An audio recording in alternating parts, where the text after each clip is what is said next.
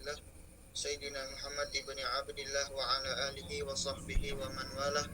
La hawla wa la quwata illa billah. Subhanaka la ilma lana illa ma 'allamtana innaka antal alimul hakim.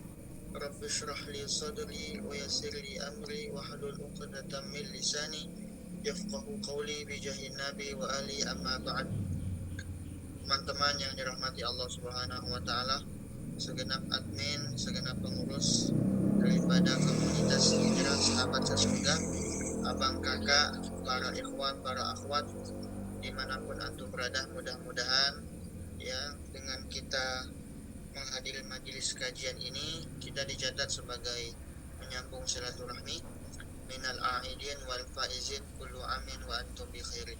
Mudah-mudahan segala amal ibadah kita diterima Allah Subhanahu wa taala, dosa kita diampunkan Allah dan kita mendapatkan keberkahannya. Abang kakak yang dirahmati Allah Subhanahu wa taala, kita melanjutkan pada kajian hadis daripada kitab Arba'in An-Nawawiyah. Alhamdulillah masuk kepada hadis ke-23. Next kita bacakan hadisnya.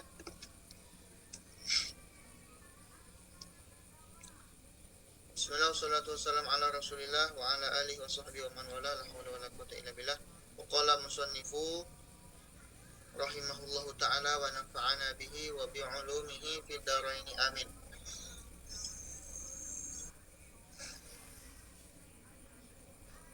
An Abi Malik Al-Harith bin Asim Al-Ash'ari radhiyallahu ta'ala anhu qala. Jadi hadis ini teman-teman diriwayatkan oleh Abu Malik Al-Harith bin Asim Al-Ash'ari radhiyallahu anhu. Nanti akan kita bahas. Sekarang kita terjemahkan terlebih dahulu. Kita baca terlebih dahulu.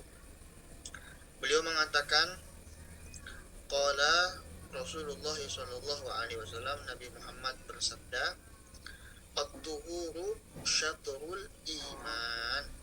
Bersuci itu sebagian daripada iman.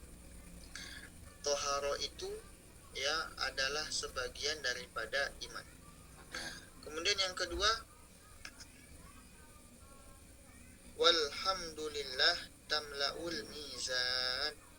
Dan ucapan alhamdulillah yang artinya segala puji bagi Allah itu dapat memenuhi timbangan.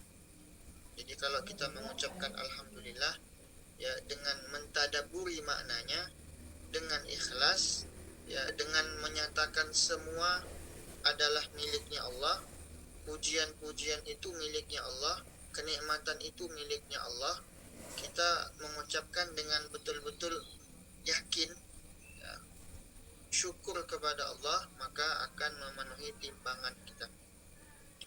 Lalu kemudian yang ketiga, dan ucapan wa subhanallah walhamdulillah. Ucapan subhanallah walhamdulillah kadang-kadang ini sering diucapkan ketika tahlilan ya. Biasanya itu begini. Kalau di Jawa itu, terutama di Pasuruan, di pondok kami ya, kami sering mendengar itu biasanya ketika tahlilan, qala Rasulullah sallallahu alaihi wasallam kalimatani khafifatani 'ala lisan ya thaqilatani fil mizan. Itu diantaranya adalah subhanallah wa bihamdi subhanallahil azim. Jadi kalimat yang khafifatani 'ala lisan, dua kalimat yang ringan di lisan tetapi thaqilatani fil mizan, dapat memberatkan timbangan. Itu kalimat subhanallah walhamdulillah ya,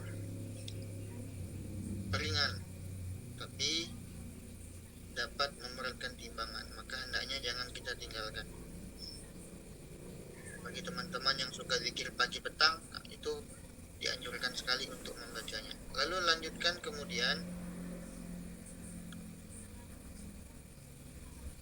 tamla'ani, keduanya dapat memenuhi, atau tamla'u atau salah satunya, ma baina samawati wal ardh, ya, dapat memenuhi antara langit dan bumi. Kemudian wassalatu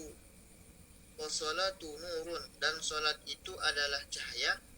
Wassadaqatu burhanun, dan sedekah itu adalah bukti yang nyata.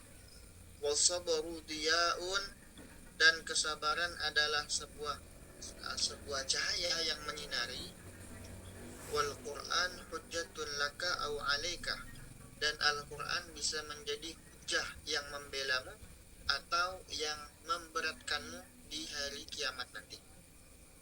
Kullun nasi yaghdu, setiap manusia berbuat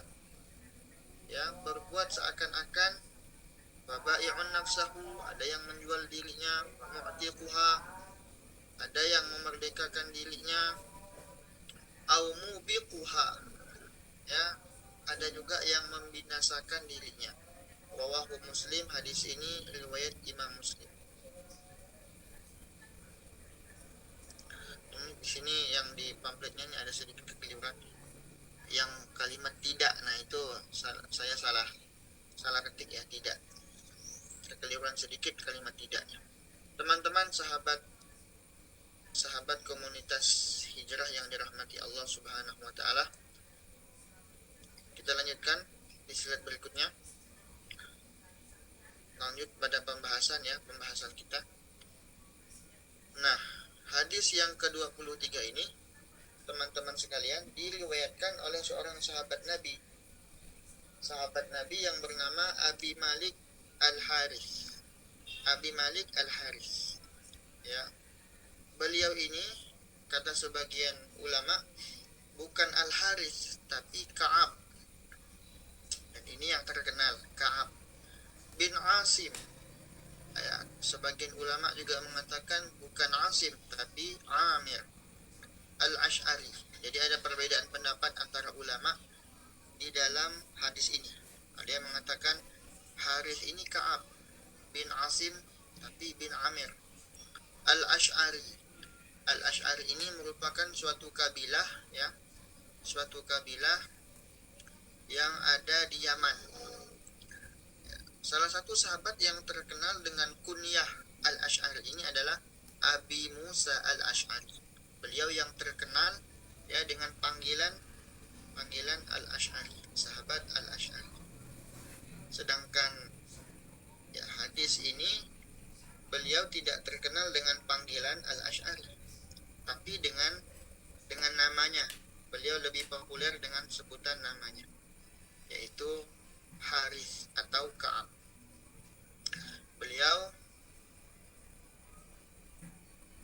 Beliau tinggal di Mesir, lalu kemudian wafat pada masa pemerintahan Khalifah Sayyidina Umar bin Khattab radhiyallahu an, tepatnya pada tahun 18 Hijriah. Nah, itu yang kami dapatkan di dalam kitab namanya Al-Jawahirul Lu'lu'iyah. Lanjut pembahasan berikutnya.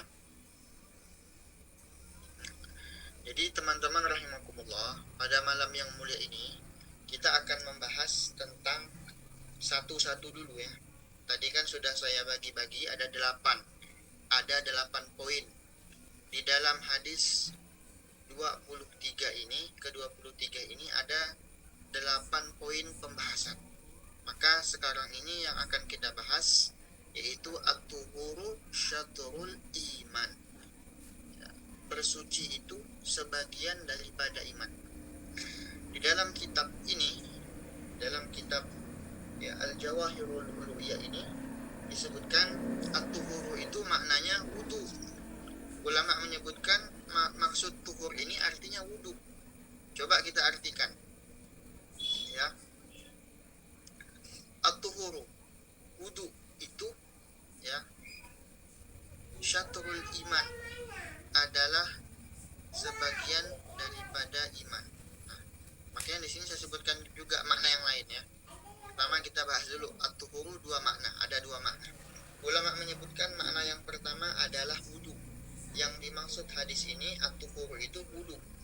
Kemudian pendapat ulama yang kedua mengatakan bukan wudu, tapi lebih global lagi, yaitu at-tuhur itu artinya suci dari hadas dan najis dan hal yang kotor. Nah, itu yang dinamakan makna tuhur. Ya, maksud daripada hadis at-tuhur ini kalimatnya. Nah,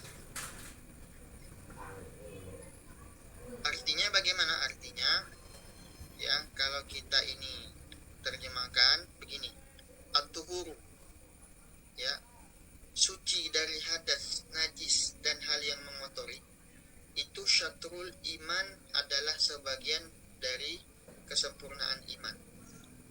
bagian dari kesempurnaan iman. Itu makna yang pertama.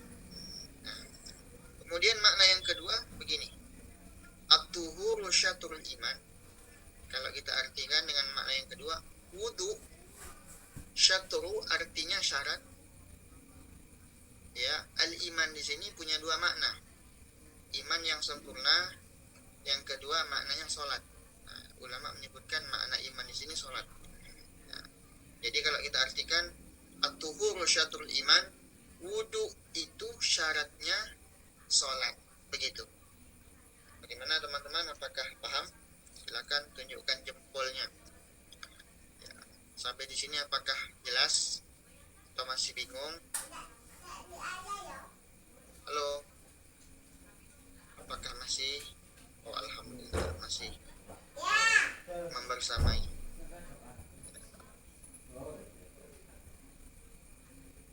Dalam majelis ini yang paling jauh dari mana? Boleh di komen di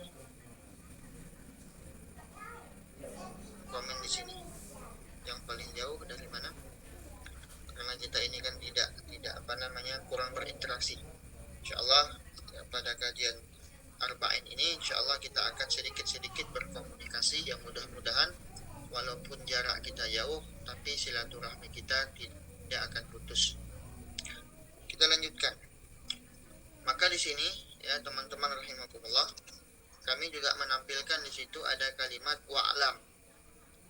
Nah, ini wa'lam, ini faedah saja. Wa'lam anna thaharah tanqasimu ila wajibah wa mustahabbah. Ya, ketahuilah anna thaharata, bahwasanya bersuci itu tanqasimu ila wajibatin wa mustahabbatin. Ada yang wajib, ada yang sunnah. Ya, wajibah wa mustahabbah. Kalau yang wajib apa? Tidak, yang sunnah dulu. Fal mustahabbatu ya kal arsalil masnunati wa tajdidil wudu'i. Adapun contoh ya bersuci yang sunnah itu seperti mandi yang disunahkan ya. Mandi hari Jumat, kemudian mandi Idul Adha, Idul Fitri, kemudian ya mandi ketika ingin berangkat sholat, itu juga dianjurkan ya, disunahkan mandi. Disebutkan dalam kitab namanya Ihya Usunan Al-Mahjurah, karangan Said Muhammad bin Alawi Al-Aidus. Sudah meninggal beberapa tahun yang lalu. Beliau menyebutkan bahwasanya di antara hal yang disunahkan untuk mandi adalah ketika kita akan berkumpul dengan kaum muslimin. Ketika contoh teman-teman ingin berangkat kuliah, maka disunahkan mandi. Kenapa? Karena kita akan berkumpul dengan kaum muslimin. Ya. Kemudian yang kedua, setiap kali sholat dalam satu hari kita sholat berapa kali? 5 kali. Nah, disunahkan mandi. Ya, makanya Islam ini kalau seumpama kita amalkan semua sunnahnya, kita akan menjadi pribadi yang sangat wangi, pribadi yang sangat bersih. Lalu kemudian wal wajibah, ada juga bersuci yang wajib, tanqasimu ila qalbiyah ya, kemudian wa badaniyah. Nah, bersuci yang wajib ini terbagi menjadi 2 ya, qalbiyah rohani, kemudian wa badaniyah secara jasmani. Jadi kalau bersuci qalbiyah disebutkan itu seperti kita mensucikan diri kita ya, membersihkan diri kita dari sifat hasan, kemudian sifat sombong, kemudian berbangga, riya. Sedangkan bersuci yang wajib, yang badan ya, seperti menghilangkan najis, kemudian wudu untuk menghilangkan hadas dan tayamum dan lain sebagainya. Lanjut next berikutnya. Sebentar ya teman-teman ya, sebentar. Nah, lanjut. Keutamaan berwudu. Sebelumnya. Nah, keutamaan berwudu. Di sini saya sebutkan ya keutamaan berwudu. Nah, ini ada di dalam kitab namanya Al-Khasaisul Ummah Al-Muhammadiyah. Nah, jadi supaya lanjut next dulu setelahnya. Slide ke berapa tuh? Slide ke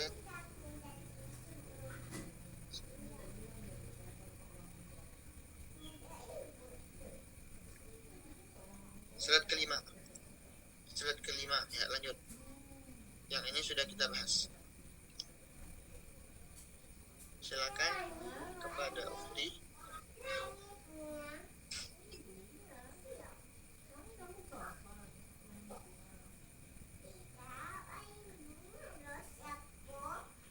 Sebentar.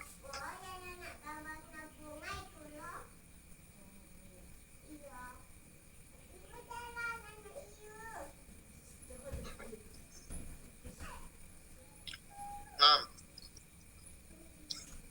keutamaan berwudu. Ya, keutamaan berwudu ini ya kita ambil dalam kitab Qasaisul Ummah Al-Muhammadiyah. Keutamaan berwudu yang pertama menghapus dosa. Ya, menghapus dosa, baik dosa yang akan datang ataupun dosa yang telah lalu.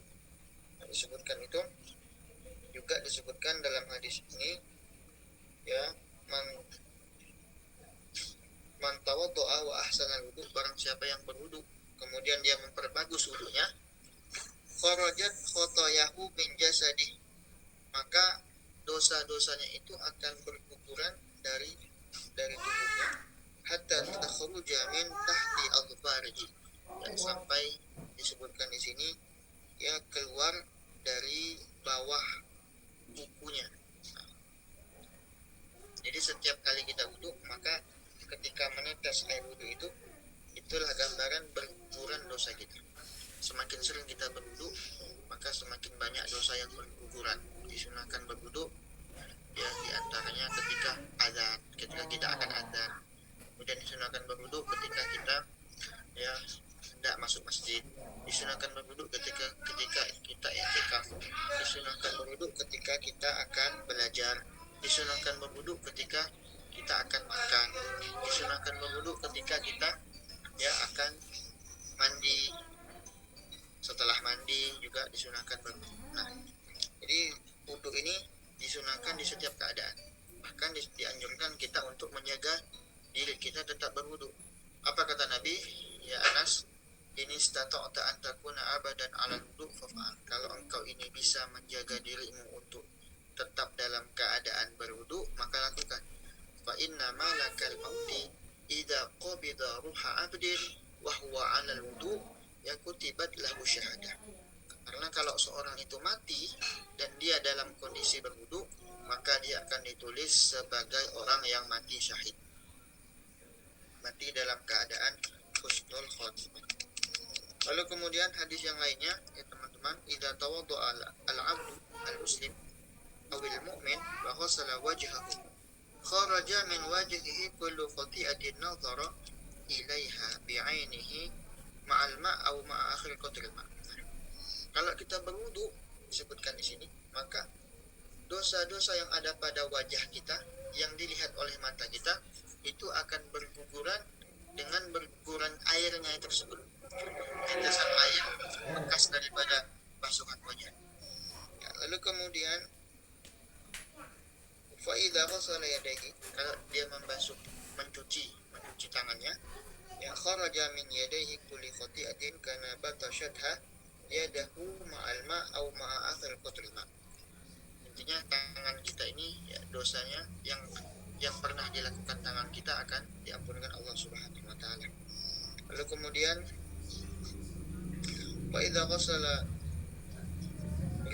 rijlaihi, kalau dia mencuci kakinya, kharajat kullu khati'atin masyad rijlahu ma'al ma' au ma'a akhir qatril ma', maka akan berguguran keluar dosa-dosa yang pernah dilakukan oleh kakinya.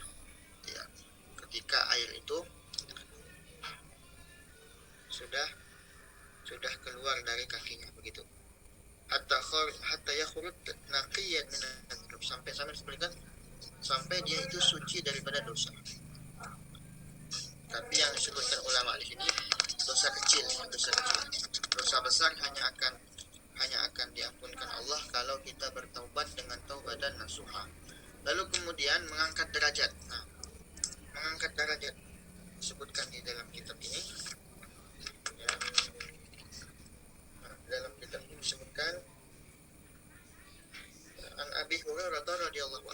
Rasulullah sallallahu alaihi wasallam qala ala adullukum ala ma yamhullahu bihil khataya wa yarfa'u bihi darajat. Apakah engkau ingin aku tunjukkan kepada kalian sesuatu yang dapat menghapus dosa kalian dan dapat mengangkat derajat kalian? Maka ketika itu sahabat mengatakan, ingin ya Rasulullah. Maka Rasulullah mengatakan, ya isbaghul wudu 'alal makarih.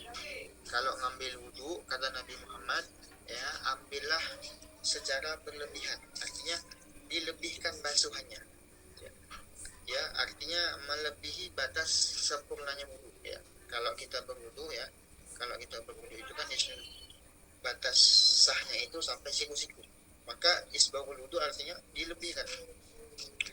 Kita lebihkan ya supaya cahaya yang ada di anggota tubuh kita ini lebih nanti ketika di hari kiamat.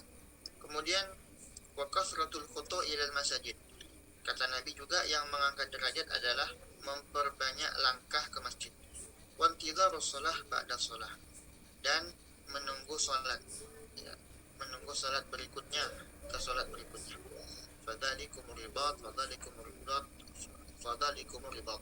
Engkau akan dapat pahala ribat. Ribat itu artinya pahala orang yang menjaga perbatasan ya, seperti polisi, seperti tentara, dapat pahala seperti itu. Teman-teman rahimakumullah, lalu kemudian yang ketiga ya, akan menyebabkan dia masuk surga. Sebagaimana disebutkan, man tawaddu'a fa ahsana wudu'ahu tsumma qala, ya barang siapa yang berwudu lalu memperbagus wudunya, menyempurnakan wudunya, yang sunnah-sunnah dia kerjakan ya. Lalu dia mengucapkan asyhadu an la ilaha illallah wahdahu la syarikalah wa anna muhammadan abduhu wa rasuluh. Allahumma ja'alni minat tawabin wa ja'alni minal mutatahhirin. Futihat lahu abwabul jannah athamaniyah. Maka kalau dia mengamalkan doa ini setelah wudunya, akan terbuka 8 pintu surga. Ya, yadkhuluha min ayyiha syaa. Dia boleh masuk dari pintu manapun yang dia mau. Nah, ini kan merupakan hal yang luar biasa, teman-teman.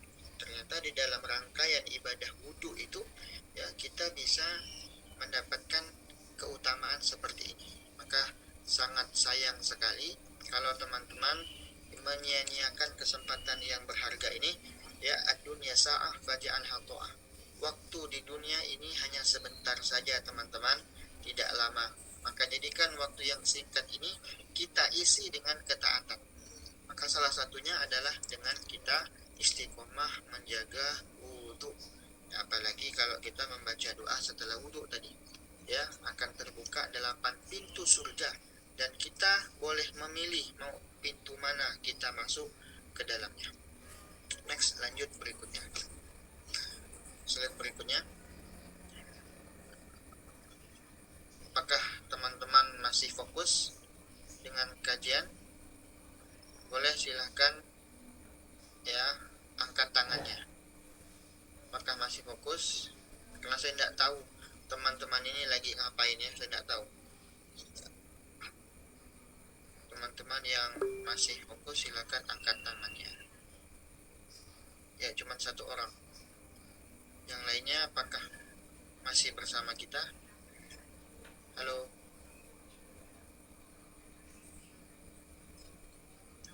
Halo abang kakak, apakah masih bersama kita?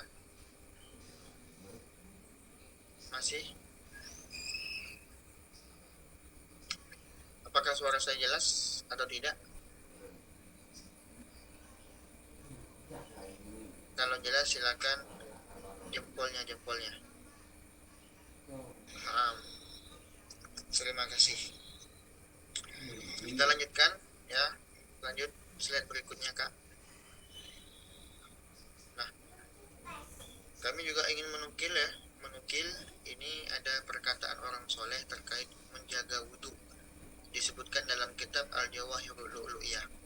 Ya, wa qala ba'dul 'arifin, disebutkan oleh sebagian arifin. Arifin itu adalah panggilan bagi orang yang kenal kepada Allah, yang dekat kepada Allah, orang yang sudah mencapai makom al-arif billah. Ya, artinya makom kekasih Allah, para kekasih Allah. Ya.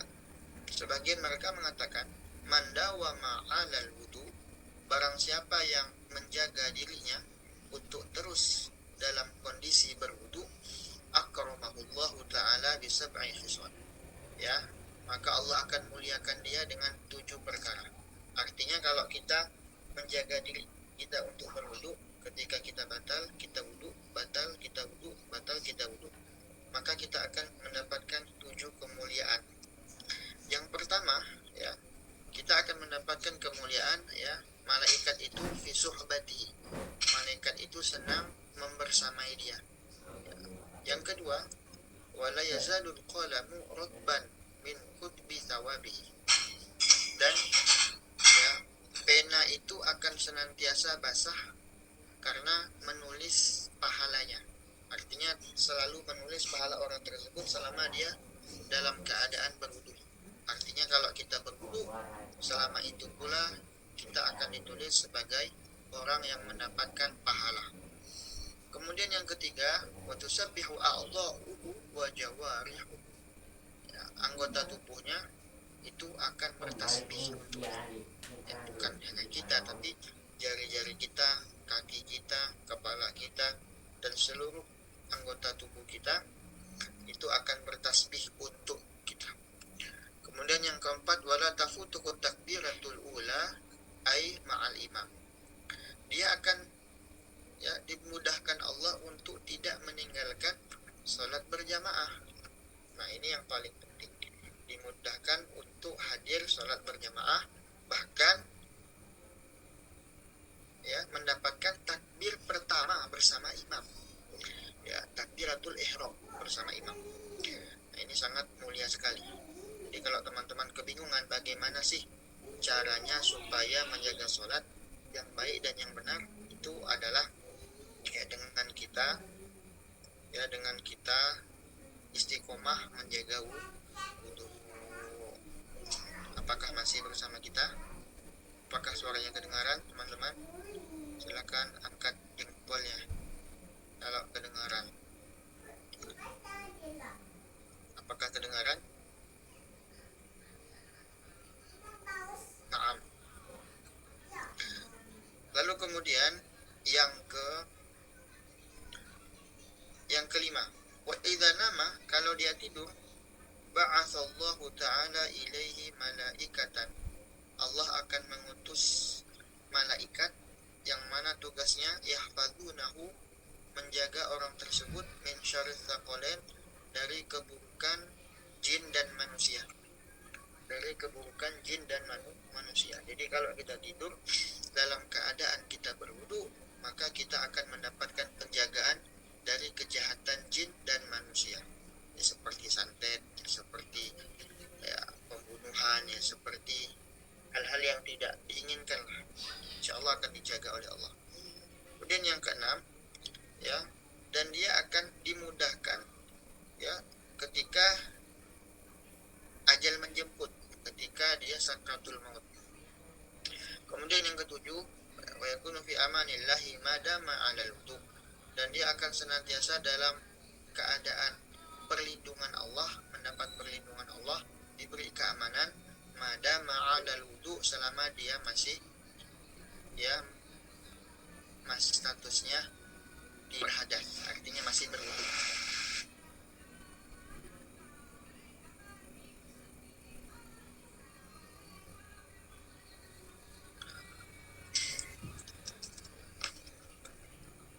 Silakan di slide berikutnya, Kak. Nah, dianjurkan berwudu diantaranya ketika membaca Quran. Ya, kalau membaca Quran disunahkan berwudu. Membaca Quran disunahkan berwudu. Jadi wudu dulu baru baca Quran, sunnah, tidak wajib. Tapi memegang Al-Quran itu harus berwudu. La yamassuhu ilal mutahharun. Tidak boleh kita megang Quran kalau kita dalam keadaan tidak suci. Artinya harus suci, harus berwudu dulu. Kalau hadas besar, mandi dulu. Lalu kemudian disunahkan juga ketika masuk masjid, kemudian iktikaf, ya, kemudian belajar, terutama kalau belajar hadis, seperti yang pernah pada minggu kemarin, 2 minggu yang lalu kita bahas, Imam Malik itu sebelum baca hadis beliau akan berwudu dulu, beliau akan mandi lalu kemudian berwudu, lalu kemudian memakai pakaian yang sangat wangi, ya, kemudian memakai jubah banggaan, ya, lalu kemudian beliau akan membaca hadis di hadapan murid-muridnya.